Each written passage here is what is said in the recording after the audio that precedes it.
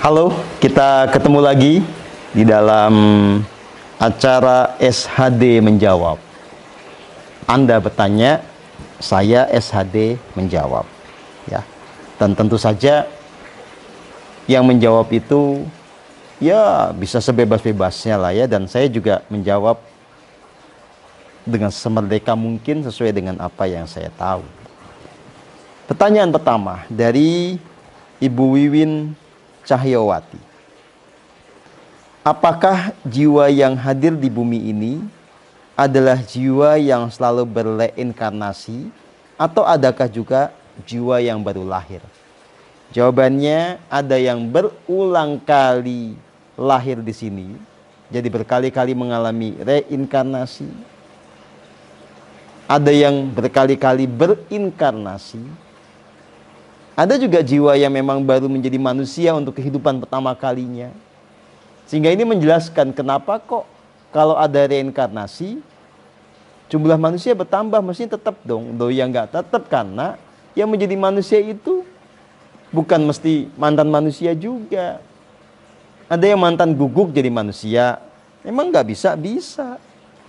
Mantan ular, mantan buaya, ya. Tapi bukan berarti kalau Anda jadi buaya darat, dulunya Anda adalah buaya juga, ya nggak mesti, ya.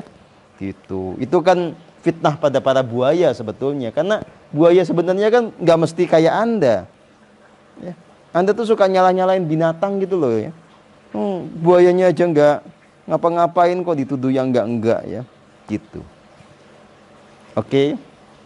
Nah, ini pertanyaan menarik. Kalau tadi ada yang dari binatang kemudian menjadi manusia, ada enggak manusia yang nanti terlahir jadi binatang? Ini saya punya beberapa case ya, punya beberapa pengalaman nyata.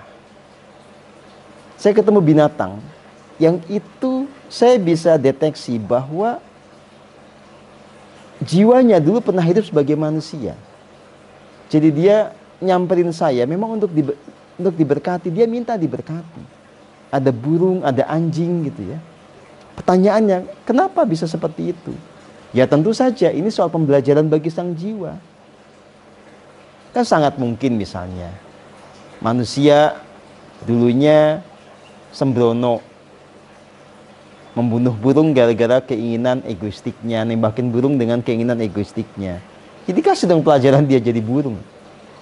Manusia yang dulu sebagai manusia tidak tahu rasa terima kasih, tidak punya loyalitas ya.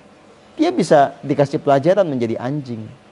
Oh ya, banyak faktor-faktor yang membuat kemudian manusia menjadi binatang. Yang pasti dia banyak dosa, banyak perbuatan yang mengkhianati tuntunan dari Gustinya. Ya, itu. Agustina bertanya, malaikat asalnya dari mana? Kemarin ada yang iseng tuh jawab duluan. Lihat aja KTP-nya, ya. Ya masalahnya malaikat nggak punya KTP. Saya juga nggak pernah lihat KTP-nya malaikat. Aduh. Gini ya.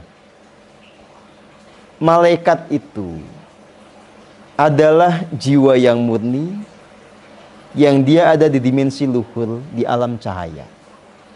Ya. Apakah malaikat yang bernama Michael atau Mikail, Rafael, Jibril atau Gabriel benar-benar ada? Kalau Anda tanya kepada saya, jelas itu ada. Ya. Mereka ada di dimensi yang luhur. Dimensi 21 ke atas. Terus dari mana mereka berasal? Ya kita tidak bisa mempertanyakan seperti kita mempertanyakan Mas Wikan dari mana, dari Jogja, bukan begitu. Ya. Intinya mereka adalah makhluk berkesadaran yang luhur, yang ada di dimensi yang tinggi juga. Dan tentu saja sampai kepada pencapaian seperti ini itu harus proses yang panjang. Jadi menjadi malaikat itu sebuah pilihan. Yang tadinya manusia, bisa nggak menjadi malaikat di kehidupan berikutnya? Bisa. Kalau Anda mau, Anda murnikan jiwa Anda buat hati Anda menjadi hati yang kudus. Nanti di kehidupan berikutnya, ketika Anda memang bisa mencapai dimensi yang luhur, itu Anda bisa hidup sebagai malaikat. Ya. Jadi ada malaikat yang asal muasalnya dari manusia. Karena jiwa itu berevolusi. Jiwa itu tidak ya sudah kamu jadi iblis, selamanya jadi iblis, tapi saya siksa juga. Kata Tuhan begitu. Nggak ada cerita begitu. Menjadi iblis pun itu sebuah opsi, sebuah pilihan. Kita yang dengan free will kita, itu mengambil tindakan yang membuat kita punya kualitas kejahatan yang sempurna dan kita bisa menjadi iblis. Ya. Nah, malaikat itu adalah keberadaan makhluk yang memang bisa mengakumulasi karma baik. Bisa memurnikan jiwanya sehingga dia menjadi realitas cahaya. Begitu. Ya. Nah, ini pertanyaan berikutnya dari Pak Masturi. Kalau golput itu gimana, dosa apa enggak? Ya kagak lah. Ya. Itu hak. Kadang-kadang dikaburkan. Ini hak sekaligus kewajiban gitu. Jadi seolah-olah kalau kita nggak milih salah gitu ya. Loh ya, kalau nggak ada yang cocok dengan hati kita, masa kita dipaksa milih? Ya nggak bisa dong. Ya hak. Kalau saya cocok saya milih, kalau enggak ya enggak dosa lah. Ya. Secara spiritual bebas. Gunakan nalarmu atau gunakan rasa hatimu untuk menentukan engkau memilih atau tidak.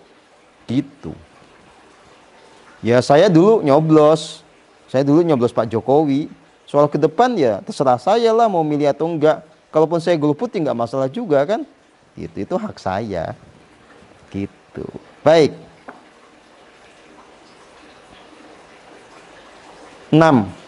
Ada yang bertanya, kalau ide Betara yang ada di pura-pura di Bali itu dimensi berapa? Ini pertanyaan yang sensitif ya. Jadi begini, Anda harus membedakan antara kenyataan dengan persangkaan. Apakah yang disebut sebagai penunggu, sebagai danyang, sebagai dahyang, itu seperti yang disangka oleh orang atau tidak? Ya. Nah, saya nggak akan jawab secara eksplisit gitu ya. Saya cuma mau menegaskan bahwa seringkali apa yang dipercayai oleh banyak orang itu bukan kenyataannya. Ya. Yang disebut Betara oleh setiap orang itu bisa beda-beda kenyataannya. Ada yang memang betul-betul makhluk cahaya, artinya leluhur yang dia telah bisa menjalani laku spiritual secara paripurna, tapi kemudian dia memilih untuk ada di dimensi atas, mengayomi, ya ada. Tapi ada juga yang memang leluhur yang dia sebetulnya tidak selaras lakunya, dia tidak murni jiwanya, tapi dianggap oleh orang sebagai orang suci kan bisa. Ya. Nah, Anda yang harus kemudian mengetahui kebenarannya dengan laku keheningan. Nah, kalau nggak tahu bagaimana? Kalau nggak tahu terus bagaimana sikap kita di pura? Ya sudah, pokoknya Anda berkati saja, nggak usah minta-minta. Jadi kondisinya beliau kayak apapun, ya itu nggak penting kan. Yang penting Anda memberkati dengan kasih murni Anda. Jangan Anda punya hasrat egoistik di sana. Ya, begitu. Kalau umur itu tuannya menentukan atau siapa? Ya sekarang dia eksperimen aja. Kalau ada kesempatan ya beli sianida, terus Anda minum, yang menentukan Anda mati itu siapa? Apakah dengan sianida ini nanti usia Anda akan tetap panjang atau tidak? Jadi jangan bayangkan Tuhan itu sebagai satu sosok, nggak begitu saudara. Ya.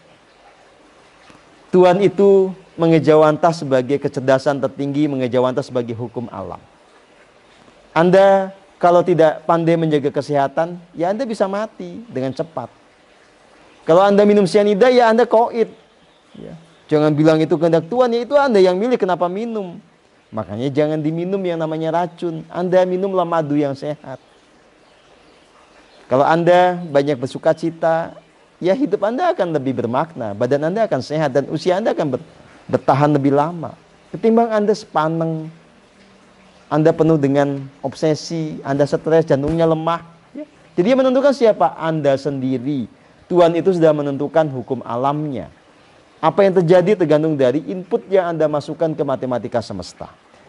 Apa yang terjadi tergantung dari pikiran Anda, kata-kata Anda, tindakan Anda.